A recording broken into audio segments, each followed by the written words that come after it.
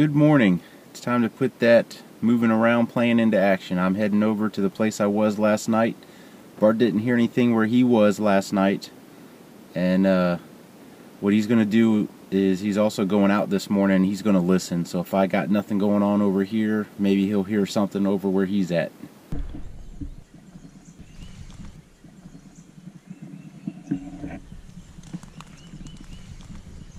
As I headed toward that gobbler, I ended up busting some hens out of the roost, so that also busted the gobbler out of the roost, even though he was a little further ahead. And so I tried to go down the field some more and then get back up onto the ridge and the power line area that I was already on. And I guess realistically, I really should have been on that power line to begin with, kind of like I had thought I was going to.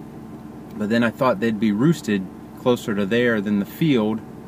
And then this morning when I got down there, I thought maybe they'd pitch out onto the field because it rained last night and they just want to get dry. I don't know. Well, it seems I should just probably stick with my original plan and don't deviate.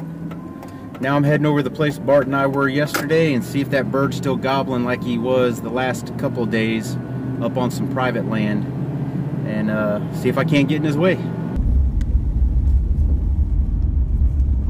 I think that's the bearded hen I saw yesterday.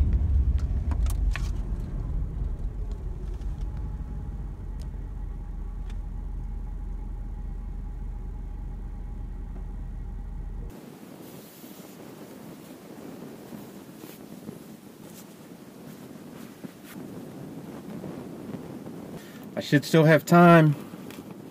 He might still be gobbling. Either way, I'm going to try to get in his path.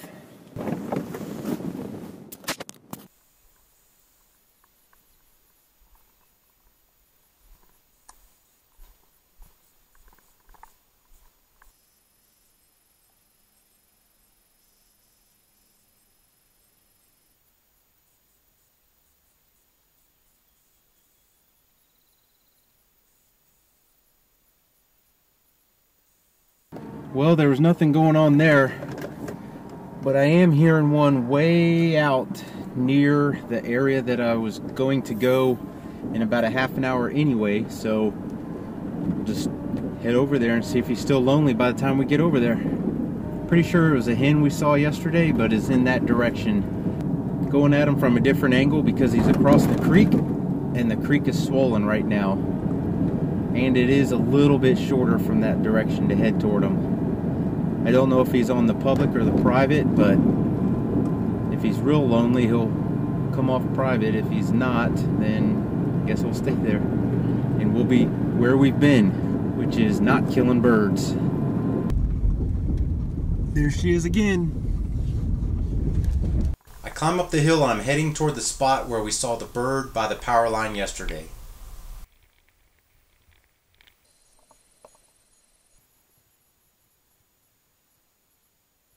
For some reason, the bird isn't gobbling anymore.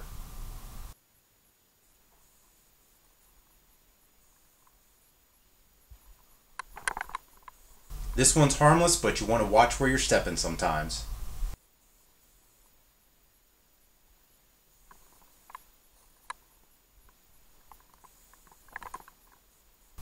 Then after a while, I hear him.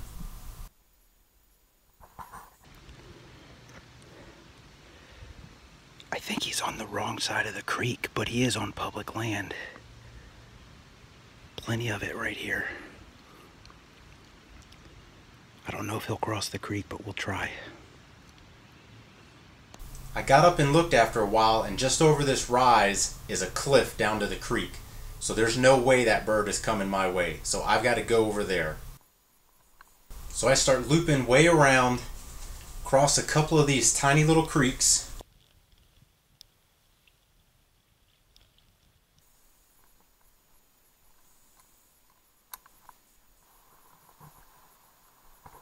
Eventually I find a spot to cross the big creek at, and it's just over my boots.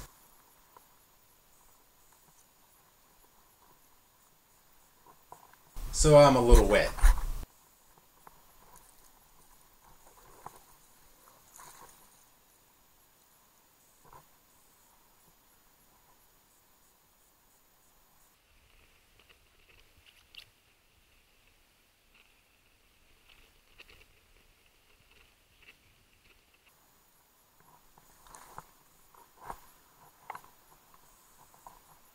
Eventually I climb up the bank, get close to where the gobbler was, and sit down. By the time I sit down, the gobbler has completely shut up. I'm not sure if he's seen me or heard me, but I thought I was really careful. So eventually I do a fighting purr sequence on my calls. I'm sitting there a couple minutes afterwards, and I see a head coming toward me.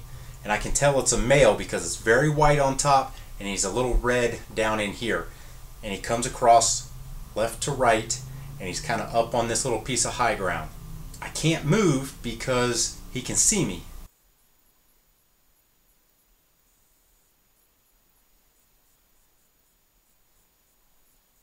Eventually he goes to the right, and then he turns around back to the left, and when he goes behind a tree, that's when I make my move with the shotgun.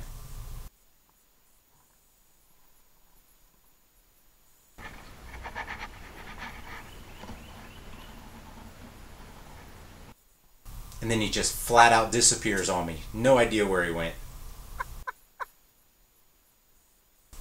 But that's when my gobbler kicks off again. So I'm thinking, great, he's still over there. That was probably a Jake that came in and went away. No idea where he went, but he disappeared. But my gobbler's over there again, so he's not that far. So I do another fighting purr sequence, and I'm sitting there, and nothing's happening. And I'm getting ready to stand up and maybe move a little closer to the gobbler when I hear something off to my about my 8 o'clock, back just behind me on the left.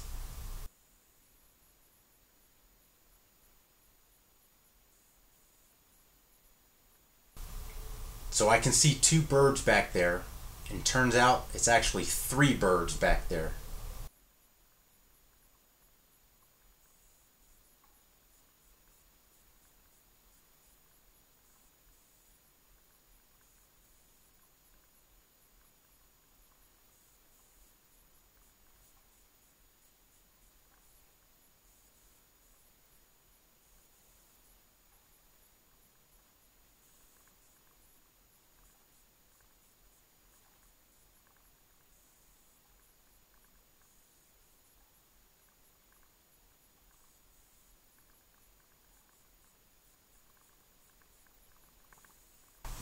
When they all move forward just enough to get behind this big tree, that's when I make the move with my shotgun.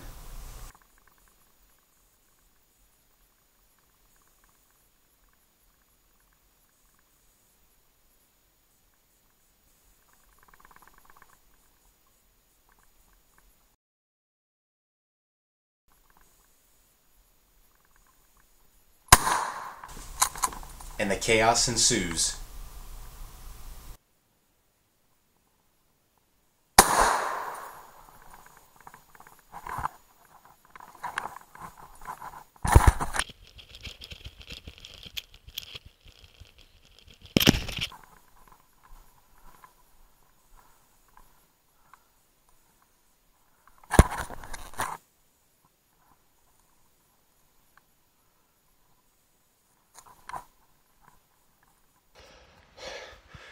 Oh my goodness, guys.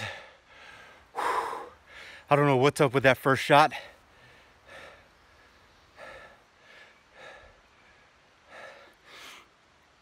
The miss, obviously, because I tracked that joker, and for some reason this one didn't run, but the one I shot at flew and then ran off. He didn't look like it touched him at all. Of course, he wasn't, but I mean, he was not very far from me at all. I'm talking 10 yards. I must have missed him clean, had to have.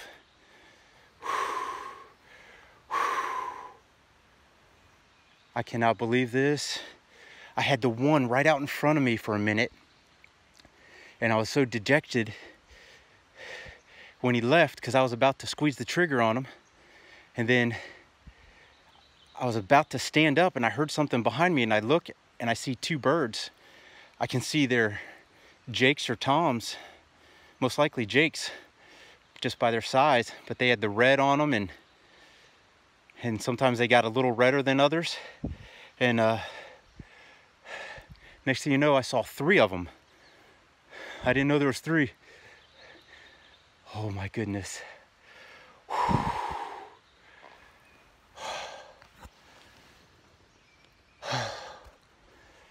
I gotta get back over my tree, find my first shell, pick that up, put my calls away, notch my tag.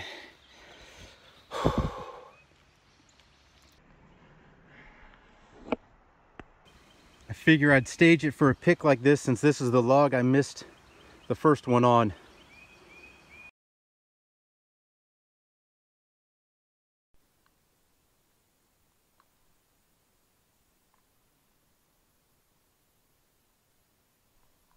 Packed up, back down the creek bank the way I came.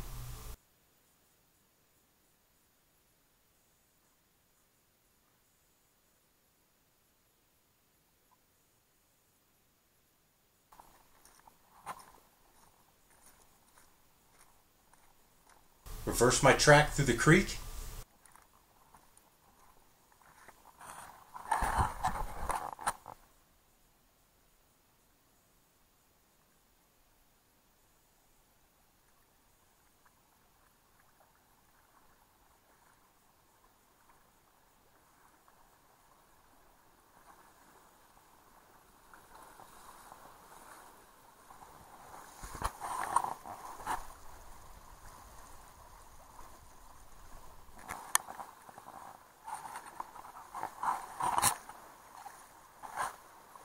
Once again, the turkey vest makes a good turkey carrier. That's my second Missouri bird and the first one on public ground. That morning I bumped the one off the roost, went to a different piece of public ground, and ended up getting on another. I hope you liked this video, and if you did, go ahead and give us a subscribe right there. And as always, thanks for watching.